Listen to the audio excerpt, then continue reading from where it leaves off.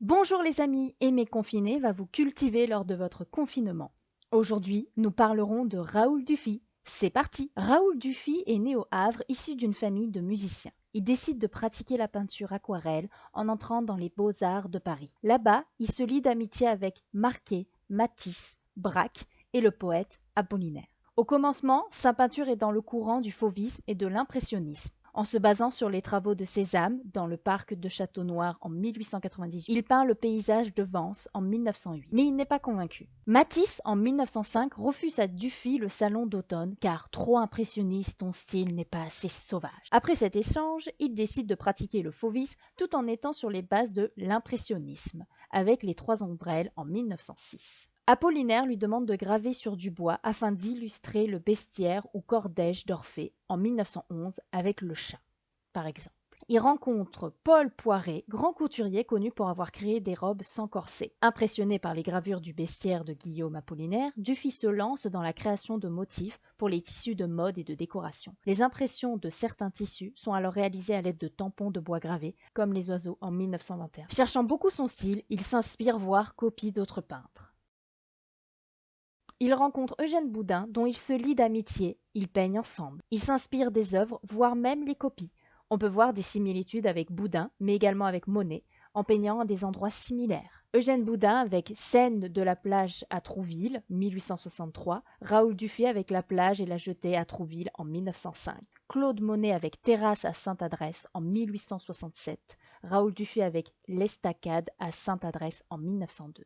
Si je mets ces deux œuvres côte à côte, notre artiste reste sur le même ton. Il peint beaucoup les environs du Havre, et notamment la plage de Sainte-Adresse, rendue célèbre par Eugène Boudin et Claude Monet. Ce n'est qu'à la mort de Cézanne que son style change et devient personnel, fait de lumière, de couleurs et de brefs coups de pinceau.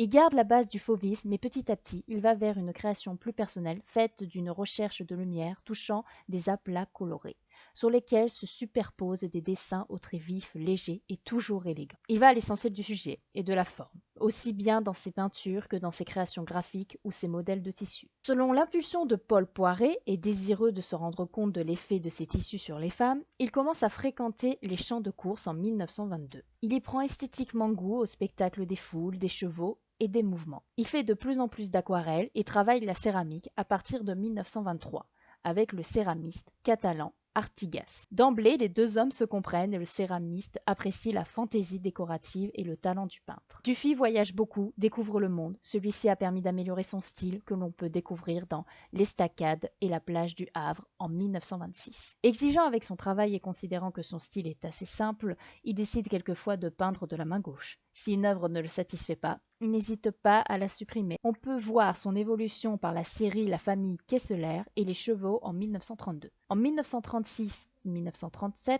aidé par son frère Jean Dufy, il réalise pour le pavillon de l'électricité de l'exposition universelle de 1937 la grande peinture existante au monde, La Fée électricité. Aujourd'hui visible au musée d'art moderne de la ville de Paris, c'est son accomplissement final.